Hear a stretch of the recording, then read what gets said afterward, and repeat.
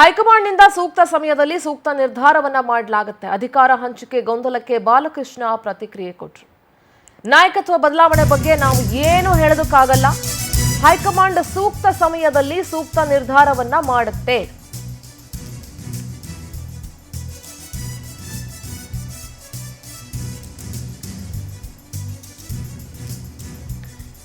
ನಮ್ಮ ಹೈಕಮಾಂಡ್ ನಾಯಕರು ಅವರೇ ಹೇಳಬೇಕು ಅಂತ ಬಾಲಕೃಷ್ಣ ಮಾತಾಡಿದ್ರು. ಇಕ್ಬಾಲ್ ಯತೀಂದ್ರ ಟಾಕ್ ಫೈಟ್ ಬಗ್ಗೆ ಕೇಳಿದಕ್ಕೆ ಸಿಡಿಮಿಡಿಗೊಂಡ್ರು.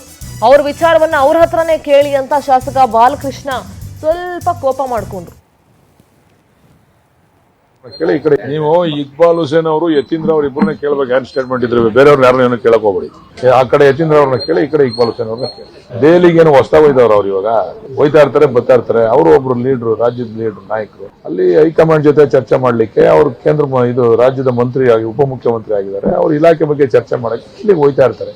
ಅದಕ್ಕೇನು ವಿಶೇಷವಾಗಿ ಅರ್ಥ ಕಲ್ಪಿಸ್ತಕ್ಕಂಥದ್ದು ಅವಶ್ಯಕತೆ ಇಲ್ಲ. ಇಕ್ಬಾಲ್ ಅವ್ರ ವಿಚಾರನೂ ಯತೀಂದ್ರ ಅವ್ರ ವಿಚಾರನೂ ಬಿಡಬೇಡಿ, ಬೇರೆ ಏನಾದ್ರು ಕೇಳಿ. ನೀವು ಇಕ್ಬಾಲ್ ಹುಸೇನ್ ಅವರು ಯತೀಂದ್ರ ಅವ್ರ ಇಬ್ಬರನ್ನ ಕೇಳಬೇಕು. ಏನ್ ಸ್ಟೇಟ್ಮೆಂಟ್ ಇದ್ರೆ ಬೇರೆಯವ್ರು ಯಾರನ್ನ ಏನು ಕೇಳಕ್ ಹೋಗ್ಬೇಡಿ. ಆ ಕಡೆ ಯತೀಂದ್ರ ಅವ್ರನ್ನ ಕೇಳಿ, ಈ ಕಡೆ ಇಕ್ಬಾಲ್ ಹುಸೇನ್ ಅವ್ರನ್ನ ಕೇಳಿ. ದೆಹಲಿಗೆ ಏನು ಹೊಸ್ತಾಗ ಹೋಯ್ದವ್ರು ಅವ್ರು ಇವಾಗ ಹೋಯ್ತಾ ಇರ್ತಾರೆ, ಬರ್ತಾ ಇರ್ತಾರೆ. ಅವರು ಒಬ್ರು ಲೀಡ್ರು, ರಾಜ್ಯದ ಲೀಡ್ರು, ನಾಯಕರು. ಅಲ್ಲಿ ಹೈಕಮಾಂಡ್ ಜೊತೆ ಚರ್ಚೆ ಮಾಡ್ಲಿಕ್ಕೆ ಅವ್ರು ಕೇಂದ್ರ ಇದು ರಾಜ್ಯದ ಮಂತ್ರಿ ಆಗಿ ಉಪಮುಖ್ಯಮಂತ್ರಿ ಆಗಿದ್ದಾರೆ. ಅವ್ರ ಇಲಾಖೆ ಬಗ್ಗೆ ಚರ್ಚೆ ಮಾಡಕ್ಕೆ ಇಲ್ಲಿಗೆ ಹೋಯ್ತಾ ಇರ್ತಾರೆ. ಅದಕ್ಕೇನು ವಿಶೇಷವಾಗಿ ಅರ್ಥ ಕಲ್ಪಿಸ್ತಕ್ಕಂಥದ್ದು ಅವಶ್ಯಕತೆ ಇಲ್ಲ. ಇಕ್ಬಾಲ್ ಅವ್ರ ವಿಚಾರನೂ ಯತೀಂದ್ರ ಅವ್ರ ವಿಚಾರನೂ ಬಿಡಬೇಡಿ, ಬೇರೆ ಏನಾದ್ರು ಕೇಳಿ. ನೀವು ಇಕ್ಬಾಲ್ ಹುಸೇನ್ ಅವರು ಯತೀಂದ್ರ ಪೊಲಿಟಿಕಲ್ ಕರೆಸ್ಪಾಂಡೆಂಟ್ ರೂಪೇಶ್ ನೇರ ಸಂಪರ್ಕದಲ್ಲಿ ಜಾಯ್ನ್ ಆಗ್ತಿದ್ದಾರೆ. ರೂಪೇಶ್, ನಾಯಕತ್ವ ಜಟಾಪಟಿ ಇನ್ನೂ ಕೂಡ ಕಾಂಗ್ರೆಸ್ನಲ್ಲಿ ಮುಗ್ದಿಲ್ಲ. ಸದ್ಯಕ್ಕೆ ಅದು ಮುಗಿಯೋ ಥರನೂ ಕಾಣಿಸ್ತಾ ಇಲ್ಲ. ಇನ್ನು ಯತೀಂದ್ರ ಅವರ ಸ್ಟೇಟ್ಮೆಂಟ್ಗಳ ಬಗ್ಗೆ ಡಿ.ಕೆ.ಶಿ ಒಂದು ಸಂದೇಶ ಕೊಟ್ಟಿದ್ದಾರೆ. ಅಂದರೆ ಯಾರೂ ಮಾತಾಡಬಾರ್ದು, ಇದು ನಮ್ಮ ಮಧ್ಯೆ ನಡೆದಿರುವಂಥ ಒಪ್ಪಂದ, ಇದರಲ್ಲಿ ಯಾರೂ ಇಂಟರ್ಫಿಯರ್ ಆಗೋ ಅವಶ್ಯಕತೆ ಇಲ್ಲ ಅನ್ನುವಂಥ ಮಾತು. ಅದು ಯತೀಂದ್ರಾಗೂ ಅನ್ವಯಿಸುತ್ತಾ ಹೇಗೆ? ಮತ್ತು ಬಾಲಕೃಷ್ಣ ಅವರು ಕೊಟ್ಟಂಥ ಹೇಳಿದಂಥ ಸ್ಟೇಟ್ಮೆಂಟು ಯಾರು ಮಾತಾಡಿದ್ದಾರೆ ಅವ್ರ ಹತ್ರನೇ ಕೇಳಿ, ಅದು ಅವರೇ ಮಾತನಾಡಿರೋದು. ಹಾಗಾಗಿ ಇದರಲ್ಲಿ ನಾನು ಏನು ಹೇಳೋಕ್ಕಾಗಲ್ಲ ಅಂತ ಹೇಳಿರೋದು. ಎಲ್ಲೋ ಒಂದು ಕಡೆ ಡಿ.ಕೆ. ಶಿವಕುಮಾರ್ ಅವರ ಬಣವನ್ನ ಸೈಲೆಂಟ್ ಮಾಡೋದಕ್ಕೆ ಮುಂದಾಗ್ತಿದಾರಾ?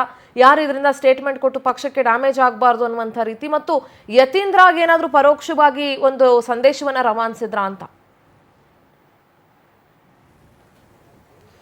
ನಿಜ ಸಿಂಧೂರ್, ಯಾಕಂತ ಹೇಳಿದ್ರೆ ಈಗ ಡಿ.ಕೆ. ಶಿವಕುಮಾರ್ ಇವತ್ತು ಕೊಟ್ಟಂತ ಹೇಳಿಕೆ ಸಾಕಷ್ಟು ಚರ್ಚೆಗೆ, ಒಂದಿಷ್ಟು ಗೊಂದಲಕ್ಕೂ ಕೂಡ ಒಂದು ತೆರಳುವಂತ ಪ್ರಯತ್ನವನ್ನ ಡಿ.ಕೆ. ಶಿವಕುಮಾರ್ ಮಾಡಿದ್ದಾರೆ. ಇವತ್ತು ಮಾತಾಡಿದ್ರೆ ನಾವು ಕದ್ದು ಮುಚ್ಚಿ ಮಾತಾಡ್ಕೊಂಡಿಲ್ಲ ಅಂತ ಹೇಳಿ ಸಿಎಂ ಸಿದ್ದರಾಮಯ್ಯರು ಕೂಡ ಇದ್ರು. ಹಾಗೆ ಹೈಕಮಾಂಡ್ ನಾಯಕರು ಈ ವಿಚಾರ ಗೊತ್ತಿದೆ ಅಂತ ಹೇಳಿದ್ರ ಮೂಲಕವಾಗಿ ಏನು ಚರ್ಚೆನೇ ಆಗಿಲ್ಲ, ಡಿ.ಕೆ. ಶಿವಕುಮಾರ್ ಈ ರೀತಿ ವಾಗ್ದಾನ ಕೊಟ್ಟಿಲ್ಲ ಅಂತ ಹೇಳಿದ್ರಲ್ಲ, ಇದು ಈ ಚರ್ಚೆಗೆ ಬ್ರೇಕ್ ಹಾಕುವಂತ ಪ್ರಯತ್ನ ಮಾಡಿದ್ರು.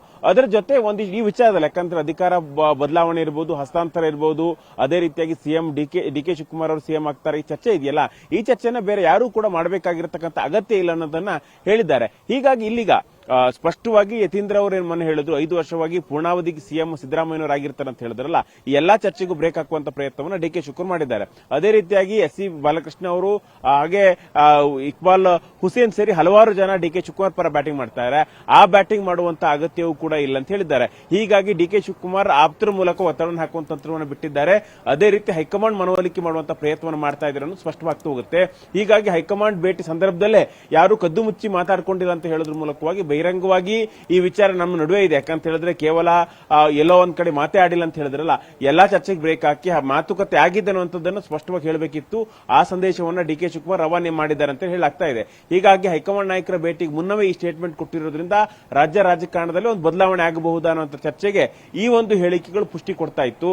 ಅದೇ ರೀತಿ ಯಾರ ಬೆಂಬಲಿಗರು ಕೂಡ ಹೇಳಿಕೆಯನ್ನ ಕೊಡೋದು ಬೇಡ ಅಂತ ಹೇಳಿ ತನ್ನ ಶಕ್ತಿ ಪ್ರದರ್ಶನ ಮಾಡುವಂತ ಅಗತ್ಯ ಇಲ್ಲ, ಹೈಕಮಾಂಡೇ ತನಗೆ ಗುಡ್ ನ್ಯೂಸ್ ಕೊಡಬಹುದು ಅನ್ನುವಂತಹ ಸಂದೇಶವನ್ನ ರವಾನಿಸಿದಂತೆ ಕಾಣ್ತಾ ಇದೆ.